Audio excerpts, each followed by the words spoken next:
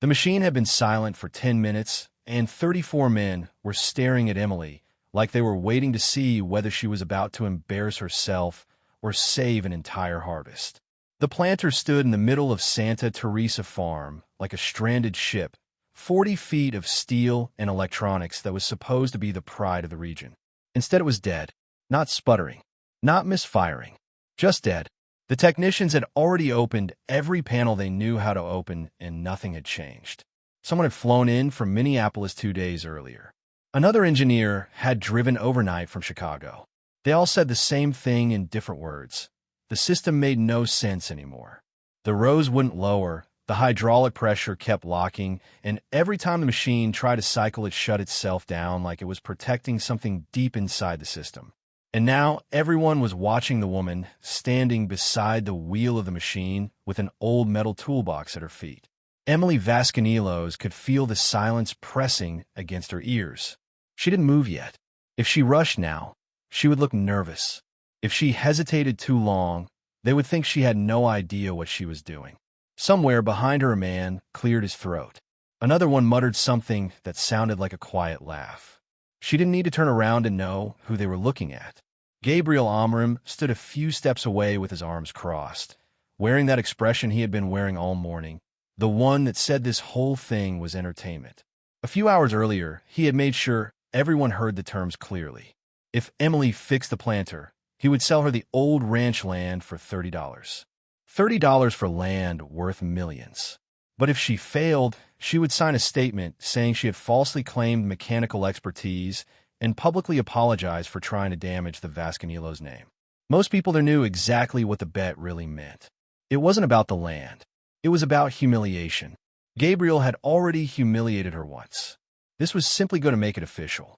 Emily finally placed her hand against the side panel of the planter. The metal was warm from the sun. The machine itself wasn't the problem. The engine started perfectly. The electronics still booted. The hydraulic pumps engaged. And yet the rows stayed locked in the raised position like 24 stubborn fingers refusing to move. She closed her eyes for a second and listened to the faint ticking sound inside the system. The noise was subtle, the kind of noise most technicians ignored. But she had grown up around machines long enough to know that machines always talked. You just had to listen long enough to hear what they were trying to say. A memory passed quickly through her mind. A workshop, grease on the floor, a pair of old hands moving slowly across a hydraulic diagram drawn on a piece of cardboard. Her grandfather's voice. If a machine stops making sense, it means someone changed something the manual doesn't know about. Emily opened her eyes again. Someone behind her said quietly, "She's just standing there." Another voice answered, "Give it a minute. Maybe she's praying." More laughter. She ignored it. Instead, she stepped around the left side of the planter and crouched down near the rear hydraulic assembly. The technicians who had been working on the machine all week immediately leaned forward. One of them shook his head under his breath as if he already knew what she would find. But Emily wasn't looking for the things they had checked. She was looking for something that wasn't supposed to be there. Before this moment, most of the men watching had never heard her name before. In fact, until 3 weeks earlier, most of them assumed the small cottage on the edge of the property belonged to an elderly cook who had worked for the Vasconelos family for decades. That cook was Sarah Campos, and the woman kneeling beside the planter now was her daughter. Emily had grown up on the land without ever truly belonging to it. The arrangement had always been quiet and a little uncomfortable. Donald Vasconelos, the owner of Santa Teresa Farm, had never publicly introduced Emily as his daughter. People in the area knew something about the situation, but nobody talked about it directly. Donald had allowed Sarah to live in the cottage and made sure she had everything she needed, but the relationship between the families was something everyone pretended not to notice. Emily learned early that some doors opened only halfway for people like her. But there had been one place where doors didn't matter. The workshop behind the grain storage sheds had belonged to her grandfather, Thomas Campos. Around Iowa, older farmers still spoke his name with the kind of respect usually reserved for surgeons.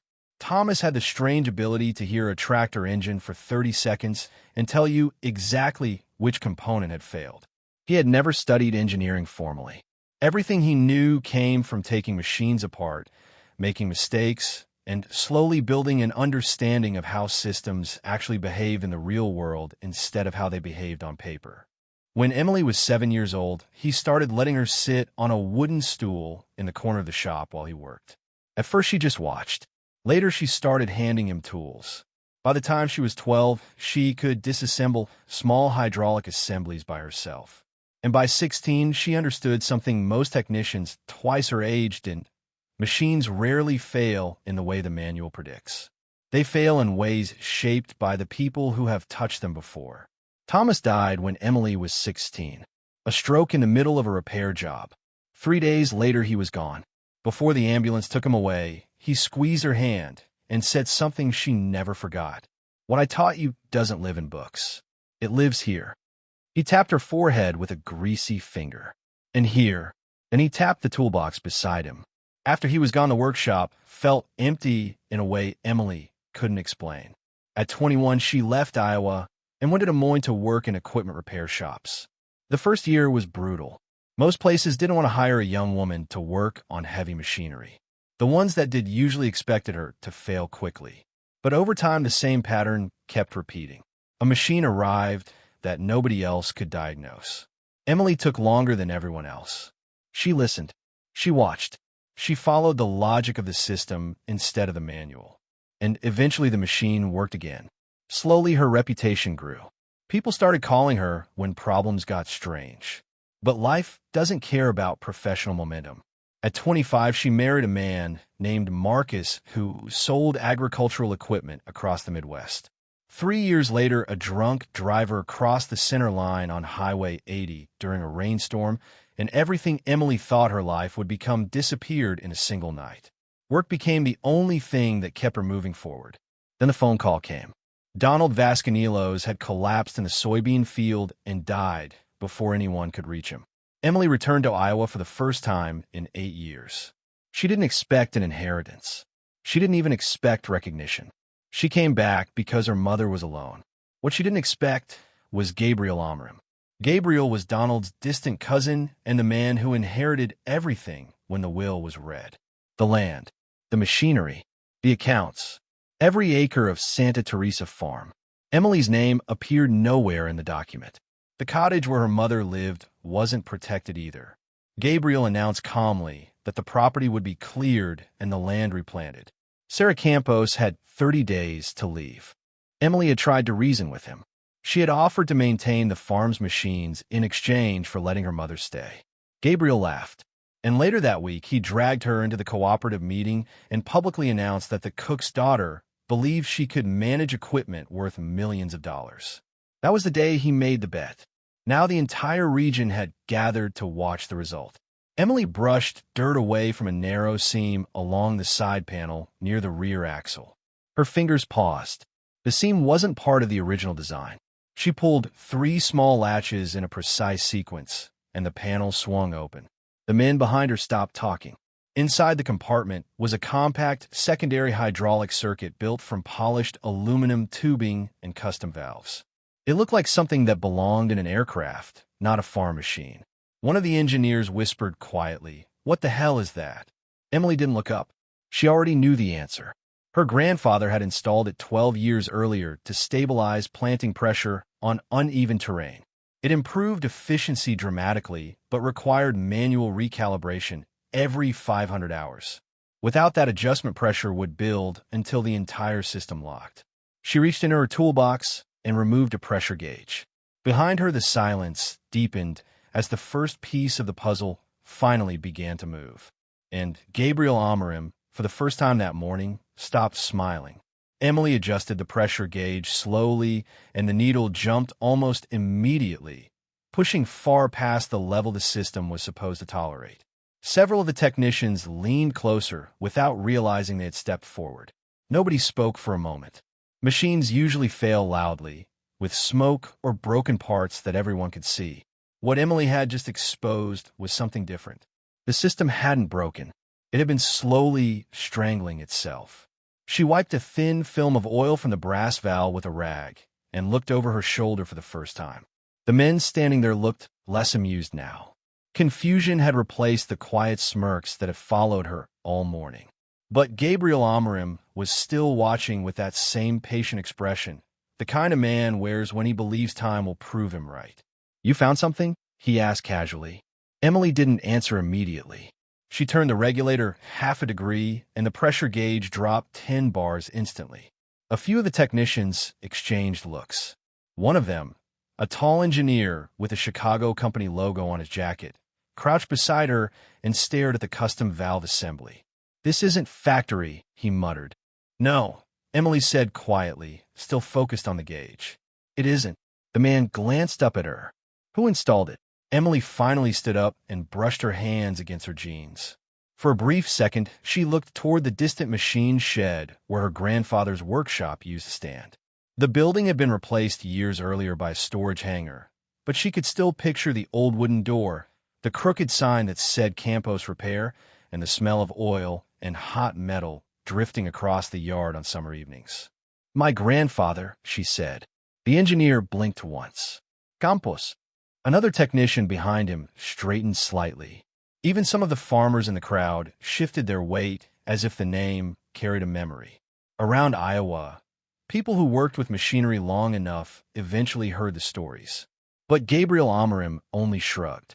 "Your grandfather modified one of my machines without documentation," he said with a faint smile. "That doesn't sound very responsible." Emily met his eyes calmly.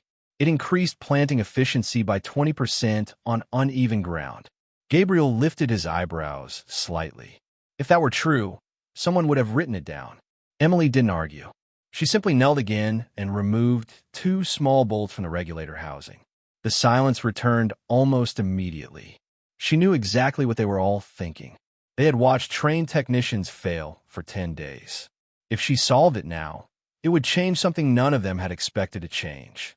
But if she failed, Gabriel's version of the story would become permanent. The cook's daughter who pretended to be a mechanic. The woman who wasted everyone's time. The machine waited in front of her like a locked door. Emily loosened the valve casing carefully and lifted the regulator out just enough to inspect the sealing rings. The top one had flattened almost completely. Oil residue had hardened around the edge like glue. She felt a quiet confirmation settle inside her chest. That was it. The system had simply reached the maintenance threshold Thomas had warned her about years earlier. 500 hours. After that, pressure would accumulate slowly until the compensation circuit froze the entire hydraulic assembly. None of the technicians had checked the secondary system because none of them knew it existed. She cleaned the valve seat slowly with a cloth dipped in kerosene and replaced the worn seal from a small kit she carried in her toolbox. The Chicago engineer was still watching. "You carry replacement rings for custom hydraulic regulators?" he asked. Emily gave a small shrug. "My grandfather believed if you understand a machine, you should always be ready for the moment it proves you right." The man smiled faintly despite himself. Behind them, Gabriel exhaled impatiently. "How long is this demonstration going to take?" he asked. Emily didn't answer. Instead, she slid the valve assembly back into place and tightened the housing bolts with deliberate precision. Then she reattached the pressure gauge and opened the regulator 1/4 turn. The needle stabilized at exactly 180 bars. A murmur spread quietly through the group. That number meant something to the people who understood hydraulics. It meant the system was balanced again. Emily stood and wiped her hands once more. "Try it," she said. One of the farm foremen climbed into the cab and turned the ignition. The Cummins diesel roared back to life with the same deep vibration that had been echoing across the yard all morning. Everyone's eyes moved to the long row assemblies beneath the machine. The foreman hesitated. "Lower," he called. Emily nodded once. The man pulled the hydraulic lever. For a moment, nothing happened. Then the first row assembly dropped smoothly toward the ground. Another followed, then another. Within 3 seconds, all 24 rows descended together like the teeth of a massive mechanical comb. The entire yard froze. The foreman lifted the lever again. The rows rose cleanly. He lowered them once more. Perfect synchronization. No look, no hosetaschen. The machine was alive again. A sound broke the silence somewhere behind Emily. One farmer began clapping slowly. Another joined him. Within seconds, the entire group erupted into applause and loud voices. The engineers moved closer to the exposed panel, pointing and talking rapidly as they studied the custom hydraulic system. Emily stepped back quietly while the noise swelled around her. She wasn't looking at the machine anymore. She was looking at Gabriel Amram. The man stood completely still, his arms no longer crossed. For the first time since morning, he looked uncertain. Cassio Drummond, one of the cooperative members who had been skeptical earlier, stepped forward with a broad grin. "Well," he said loudly enough for everyone to hear, "looks like the machine works." Gabriel didn't answer. He stared at the planter for another moment before finally turning toward Emily. The applause faded gradually as people sensed the tension returning. Gabriel took 2 slow steps forward until he stood directly in front of her. "Interesting," he said quietly. "Very interesting." Emily waited. Gabriel glanced toward the lawyer standing beside the pickup trucks. The man was still holding the 2 documents prepared earlier that morning. "You did fix it," Gabriel continued. "I suppose congratulations are in order." His voice carried no warmth. "However," he added calmly, "I'm curious about something." Emily said nothing. Gabriel gestured toward the exposed hydraulic panel. "You claim your grandfather installed that system 12 years ago." Emily nodded once. "Yes." Gabriel tilted his head slightly. "And you were present?" "I helped him." "You helped him modify equipment worth millions of dollars when you were 19? "Yes." Gabriel smiled faintly. "That's quite a story." A ripple of uncertainty moved through the crowd. Emily could feel it. This was the moment he would try to reclaim control of the situation. Gabriel turned toward the lawyer again. "Before we discuss the bet," he said smoothly, "there is one more matter that should probably be clarified." The lawyer hesitated. "What matter?" Gabriel looked back at Emily with a calm expression that made several people shift uncomfortably. "The matter of legitimacy." The word hung in the air. Emily understood immediately what he was doing. He wasn't trying to deny the repair. He was trying to erase the meaning behind it. Gabriel spread his hands slightly, as if explaining something obvious. "A moment ago, we heard a charming story about hidden hydraulic systems and family legacies," he said. "But stories don't establish inheritance." Several of the farmers frowned slightly. Cassio Drummond folded his arms. Gabriel continued, speaking calmly. "Emily Vasconelos is not legally recognized as Donald Vasconelos' daughter," he said. "That fact was confirmed when the will was read." Emily kept her eyes on him. The crowd grew quieter. Gabriel gestured toward the surrounding land. "Everything you see here belongs to me now," he said. "The farm, the machines, the contracts, the planter you just repaired." He paused for a moment before adding softly, "So while I appreciate the repair, the larger claims about heritage and rights are sentimental." Several men exchanged glances. Emily felt something tighten in her chest, but her voice remained steady. "The bet," she said simply. Gabriel smiled again. "Ah, yes, the bet." He turned slowly to face the lawyer, holding the documents. "Perhaps you should read it again," he said. The lawyer cleared his throat and unfolded the paper. "If the planter becomes operational within the allotted time," he read, "Mr. Gabriel Amram agrees to sell the secondary ranch property to Miss Emily Vasconelos for $30. A low whistle came from somewhere in the crowd. The lawyer continued, "If the repair fails, Miss Vasconelos will sign a statement acknowledging that she falsely claimed professional mechanical qualifications and will issue a written apology." The man lowered the paper. Gabriel nodded slightly. "Very good." He looked back at Emily. "Now tell me," he said calmly, "did you repair my machine? Or did you simply adjust a modification someone else installed years ago?" The crowd shifted again. Emily understood the trap instantly. If he framed the repair as simple maintenance, he could claim she hadn't truly solved the problem. But the Chicago engineer stepped forward before she could respond. "That system was locked," he said firmly. "We had 10 technicians working on it for a week. None of us even knew the circuit existed." Gabriel glanced at him with mild irritation. "Thank you," he said politely, "but this discussion concerns the terms of a private agreement." The engineer opened his mouth again, then stopped. Emily stepped forward slightly. "The planter works," she said quietly. Gabriel held her gaze for several seconds. The yard was completely silent now. Finally, he exhaled through his nose and turned toward the lawyer. "Prepare the transfer," he said. The lawyer blinked. "Now." Gabriel nodded once. "Now." A murmur rippled across the crowd as the lawyer began unfolding the second document. Emily felt this strange sensation of reality shifting under her feet. $30 for 200 acres. Gabriel took the pen when it was offered to him and signed the page with a single smooth motion. But before he handed the paper to Emily, another voice spoke from the edge of the group. "One moment." Everyone turned. An older man with thin silver hair stepped forward slowly. He had been standing quietly near the trucks most of the morning, observing without saying a word. Several of the farmers recognized him immediately. Dr. Noguera, the attorney who had managed Donald Vasconelos' legal affairs for decades. The man adjusted his glasses and looked directly at Gabriel. "Before this document changes hands," he said calmly, "there's a clause we should probably discuss." Gabriel frowned slightly. "What clause?" The lawyer opened a worn folder and removed a yellowed sheet of paper. "A technical recognition clause," he said quietly.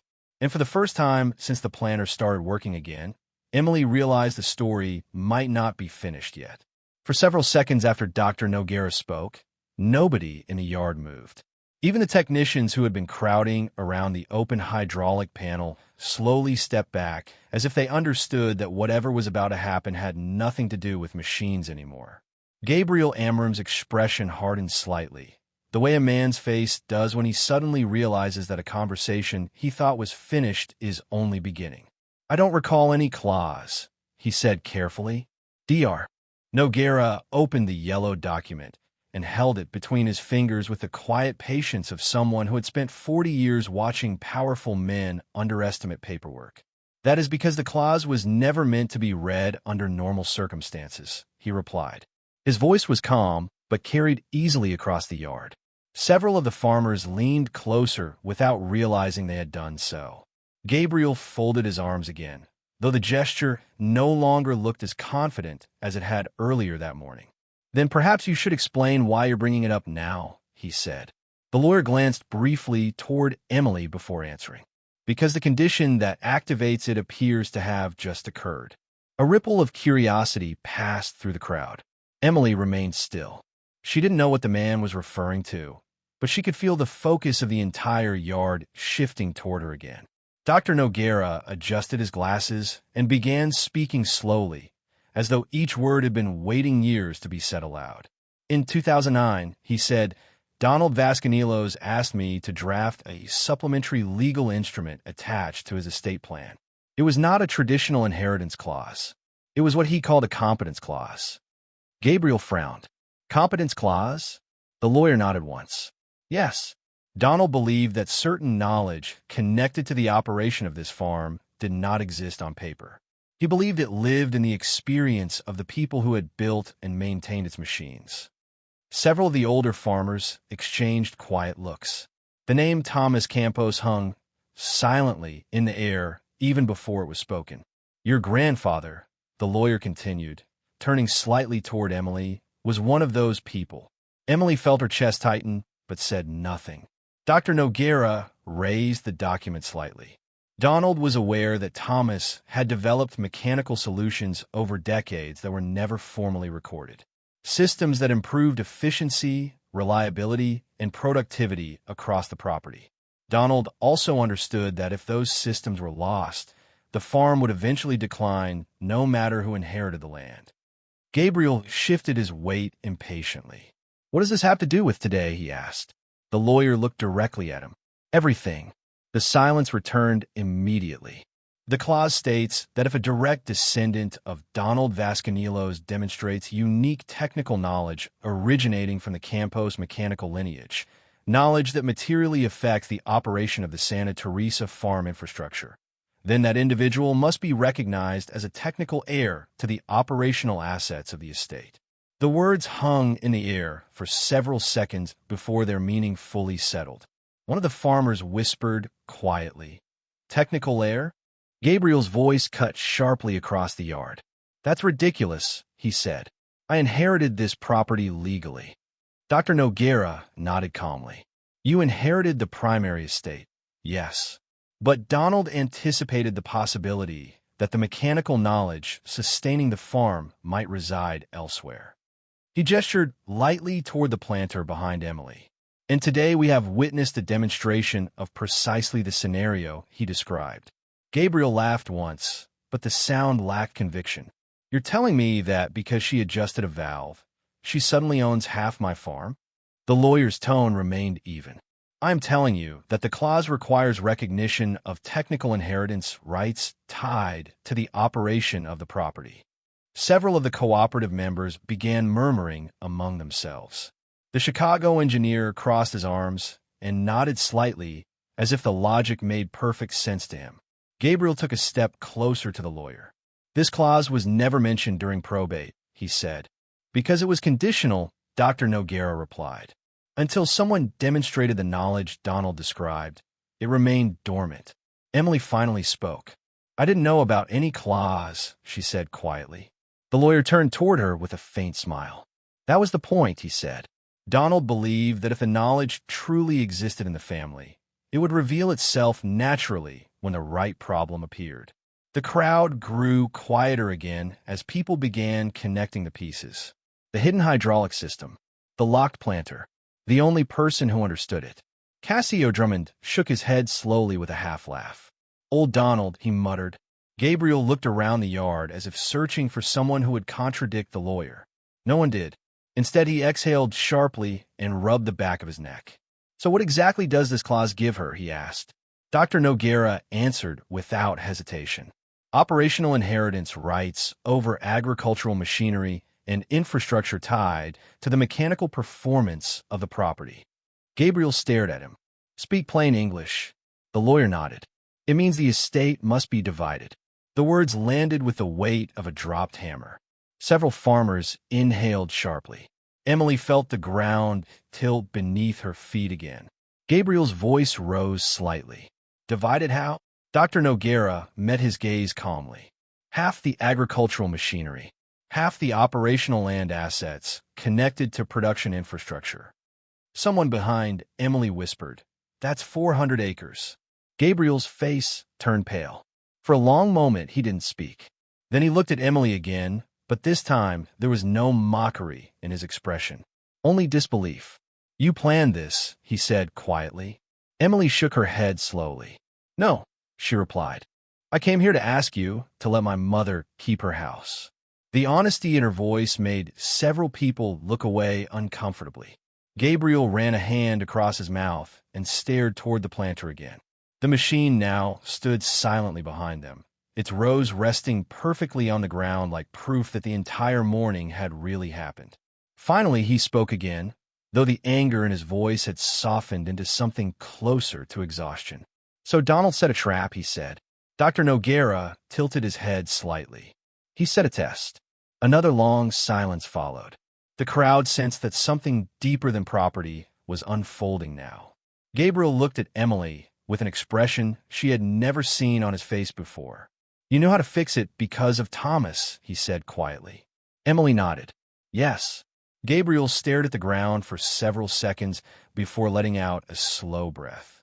When he finally looked up again, the arrogance that had defined him earlier seemed strangely absent. My cousin used to talk about that man, he said. Said he understood machines better than engineers. He glanced toward the hydraulic panel. Looks like he was right. Cassio Drummond chuckled softly. You just bet 200 acres against him without realizing it. A few people laughed nervously. Gabriel didn't. Instead, he walked a few steps away, then stopped and turned back toward Emily. You know what the worst part is? He said. She didn't answer. Gabriel gave a small, humorless smile. You weren't even trying to take anything from me. Emily said quietly, I was trying to save my mother's house. The words seemed to settle over the yard like dust. Dr. Noguera closed the old folder slowly. The paperwork will take time, he said, but the legal recognition is immediate. Gabriel nodded once almost mechanically. Then he extended his hand toward Emily. It was not the confident gesture of a man offering congratulations. It was the careful movement of someone acknowledging a reality he had not expected to face. Emily hesitated only briefly before shaking it. Around them, the crowd began talking again, voices rising as people tried to process the outcome of the morning. But Emily barely heard them, because somewhere in the back of her mind, she could almost hear her grandfather's voice again, calm and certain as it had always been in the workshop. Machines tell the truth eventually. And sometimes, if you listen long enough, so do people. For a long moment after Emily released Gabriel's hand, the entire yard remained strangely quiet, as if the land itself was waiting to see what the man would do next. Gabriel Amram had spent most of his life being the person who decided when conversations ended, when deals were closed, and when people were dismissed. Now he stood in the center of his own farm, surrounded by men who were watching him carefully for the first time. Not watching out of respect, watching out of curiosity. Gabriel looked toward the planter again, then toward the lawyer, then finally toward Emily. Something inside him was clearly shifting, but pride is a slow thing to let go of, and it rarely disappears all at once. "You understand," he said quietly, "that this changes more than a few signatures." Emily nodded once. "I understand." He gave a short breath of something that might have been a laugh. "Do you?" he asked. "Because until an hour ago, everyone standing here believed you were a woman trying to keep a small house on the edge of land that never belonged to her." Emily didn't react to the words. She had lived with that version of the story for years. Gabriel continued speaking, his voice lower now, less theatrical than before. "And now suddenly the same woman owns half the machines that keep this place running." One of the farmers shifted his boots against the gravel. The Chicago engineer folded his arms and watched silently. Gabriel looked at the crowd around them and then back at Emily. "People will talk," he said. "They always do." Emily answered simply. They already were. The honesty in her voice disarmed him for a second. Gabriel rubbed his forehead slowly and turned toward Dr. Noguera. "How soon does this division happen?" he asked.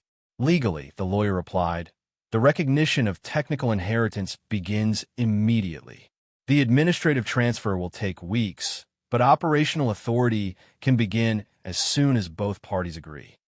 Gabriel gave a small nod, as if accepting the inevitable. Then he looked back at Emily again. "Operational authority," he repeated quietly, "which means the machines." Emily glanced briefly toward the planter that had started the entire chain of events. "Yes," she said. Gabriel studied her face for a moment, as if trying to understand something he had never needed to understand before.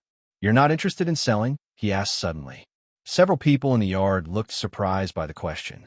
Emily shook her head. "No." Gabriel tilted his head slightly.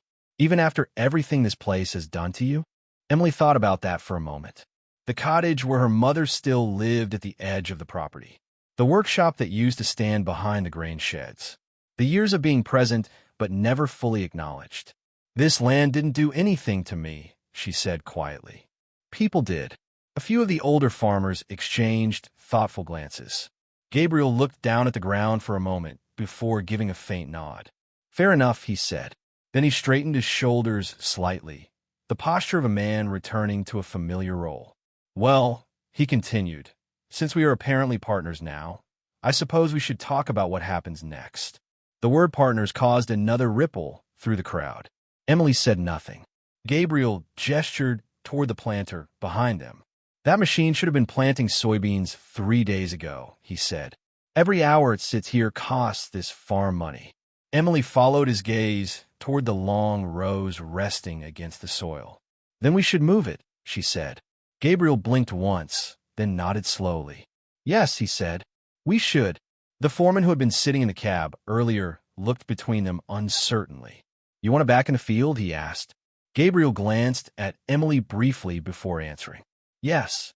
The man started the engine again, and the deep vibration rolled across the yard as the planter's hydraulics engaged smoothly for the second time that morning. Several farmers moved aside as the machine began to crawl forward toward the open fields beyond the equipment sheds. Emily watched it go for a moment, feeling a strange mixture of satisfaction and disbelief. Only an hour earlier, she had been preparing to sign a document that would erase her credibility in front of everyone there. Now the same people were stepping aside, while a machine she had repaired rolled back to work. Gabriel noticed the look on her face. "You look surprised," he said quietly. Emily answered honestly. "I am." He gave a small shrug. "Machines are honest," he said. "People take longer." The comment hung between them for a moment before Cassio Drummond walked over with a wide grin. "You realize," he said to Emily, "you just changed the entire cooperative." She looked at him. "Ow." Cassio pointed toward the engineers who were still examining the open hydraulic panel on the planter. "Because every farmer here just watched 10 certified technicians fail and one mechanic fix the problem in 40 minutes. Emily shrugged slightly. "My grandfather designed the system." Cassio chuckled. "And you understood it." He gestured around the yard. "That matters." Gabriel listened quietly before speaking again. "Cassio is right," he said. "Word travels fast in communities like this." He looked toward the fields where the planter was already disappearing into the distance. "By tonight, everyone in 3 counties will know what happened here." Emily gave a faint smile. "That wasn't really my goal." Gabriel looked at her curiously. "What was?" Emily answered without hesitation. "Keeping my mother from losing her home." The simplicity of the answer seemed to affect him more than anything else she had said. For a moment, he looked almost embarrassed. "About that," he said quietly. Emily waited. Gabriel glanced toward the far edge of the property, where the small cottage sat beyond a line of old oak trees. "The eviction notice," he continued, "is obviously no longer relevant." Emily nodded once. "Thank you." Gabriel hesitated, then added something unexpected. "It shouldn't have been issued in the first place." The admission surprised several people standing nearby. Cassio raised his eyebrows slightly, but said nothing. Emily studied Gabriel carefully for a moment. She could see the pride still there, but it had lost some of its sharp edges. "What changed?" she asked. Gabriel looked toward the horizon for a moment before answering. "My cousin," he said quietly. "Donald." Emily said nothing. Gabriel continued slowly. "He used to say something I never paid attention to. That farms don't survive because of land or money." He glanced toward the equipment yard. "They survive because someone understands the machines." He gave a small, self-critical smile. Turns out he knew exactly what he was talking about. The conversation paused there while the remaining farmers slowly drifted back toward their trucks and pickups. The tension that had filled the yard earlier was dissolving into conversations, phone calls, and quiet laughter as people processed the outcome of the morning. But Emily could still feel the deeper shift underneath it all. For the first time since returning to Iowa, she no longer felt like a visitor on the land where she had grown up. Gabriel noticed the way she was looking across the farm. "You're thinking about something," he said. Emily nodded slightly. "Yes." "Care to share?" he asked. She looked back at him. "My grandfather always said machines were the easiest part of a farm." Gabriel raised an eyebrow. "What's the hard part?" Emily answered simply. "People." Gabriel laughed softly, the first genuine laugh anyone had heard from him that day. "You may be right about that," he said. Then he extended his hand again, this time without hesitation. "So," he added, "partner, shall we go see how your repair holds up in the field?" Emily looked at the hand for a moment, then shook it firmly. Around them, the last of the crowd began dispersing, leaving the equipment yard quieter than it had been all morning. And as Emily walked beside Gabriel toward the fields, she realized something else had changed as well. For years, she had carried the feeling that she needed to prove she belonged somewhere. But now, watching the planter moving steadily across the soybean rows in the distance, she understood that belonging had never really been the question. The real question had always been whether the truth would eventually rise to the surface. And today, in the middle of a dusty Iowa farmyard, it finally had. The planter moved steadily through the soybean field for the next several hours, and nobody spoke much while they watched it work. For the men who had gathered that morning expecting entertainment, the scene unfolding in front of them was something else entirely. 24 planting rows lowered and lifted with perfect rhythm as the machine crawled across the land like it had been doing the job all along.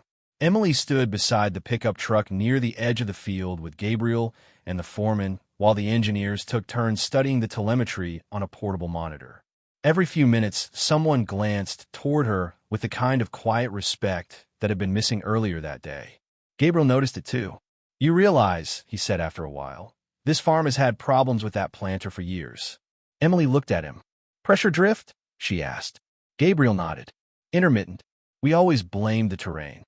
Emily shrugged slightly. "Your cousin knew better." Gabriel watched the machine moving across the rows before speaking again. "Donald trusted your grandfather," he said quietly, "more than anyone else who ever worked here." Emily said nothing.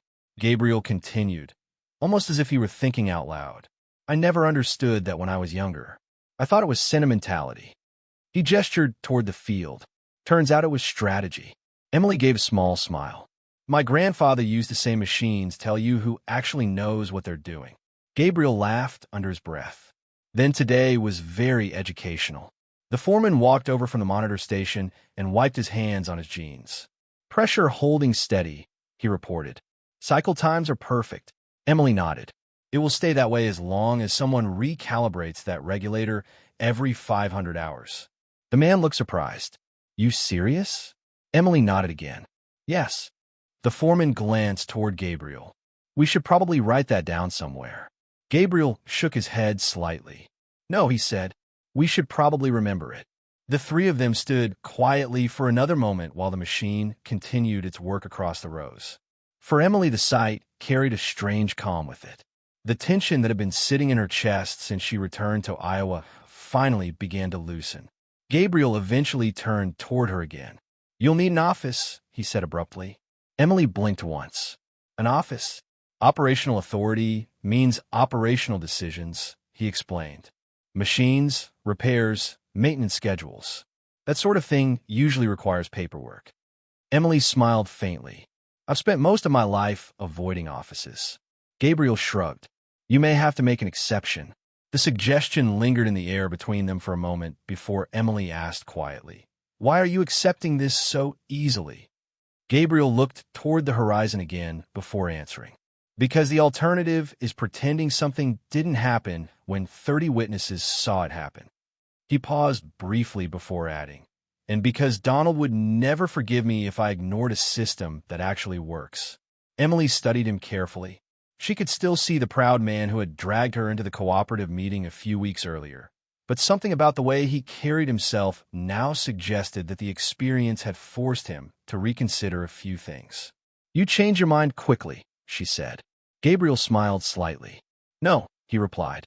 "I changed it slowly. Today was just a moment I had to admit it."